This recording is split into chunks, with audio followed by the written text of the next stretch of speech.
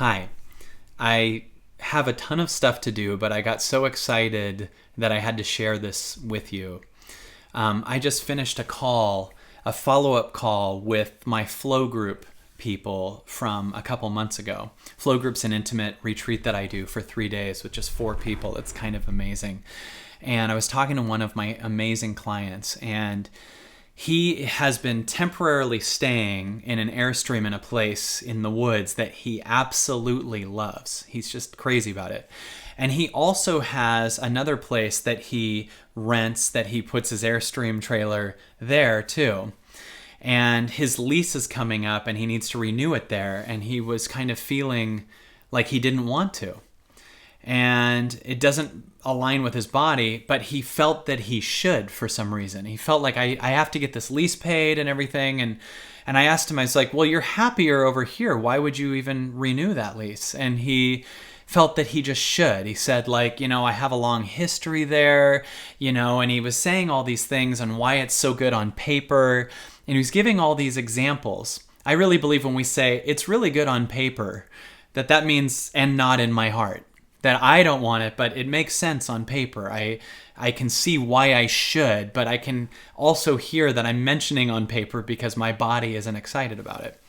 So the reason he was going to renew this area that he deep down doesn't want to live in was because it has a history. And something came out of me that was so exciting, and I wanted to share with you, and there's a difference between appreciating your history and hoarding your history. And appreciating your history is just something that you have and are right now. In fact, all you are is this moment, and many different decisions and people in your life and things that you did in the past are a part of what you are right now.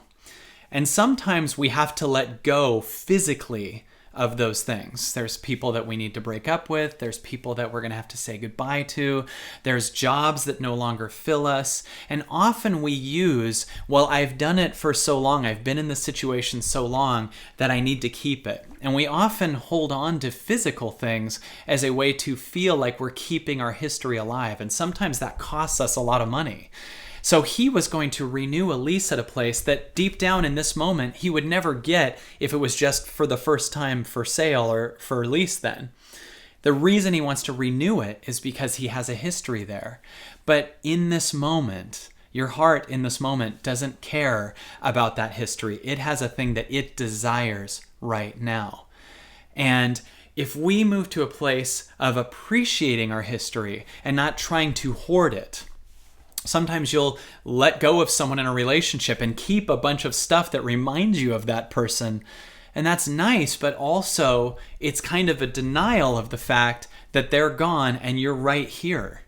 And you can be right here. And this can be hard for people to hear. There's many stories of people who've lost someone. And I know someone who lost someone and then kept a magazine subscription going of that person. And they're just filling their house up and their place up with magazines that they're not reading as a way to feel like that person's still here. And what's really interesting is whether that person still exists here or not, you aren't getting them more here by holding a bunch of stuff.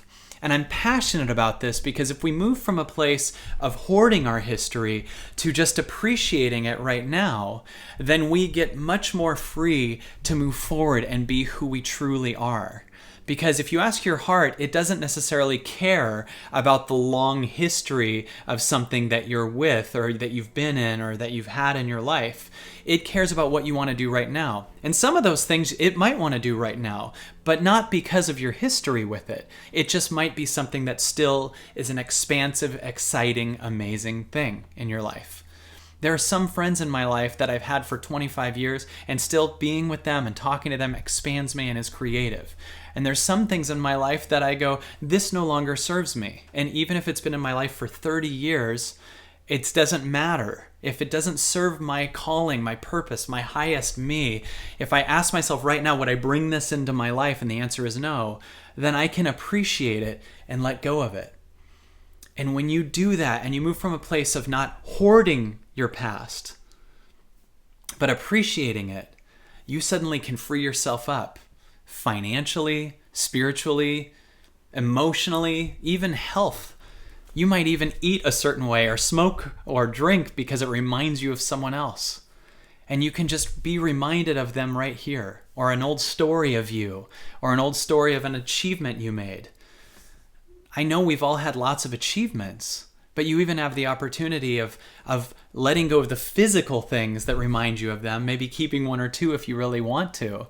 But you don't have to think that's who you are, because who you are truly is right now.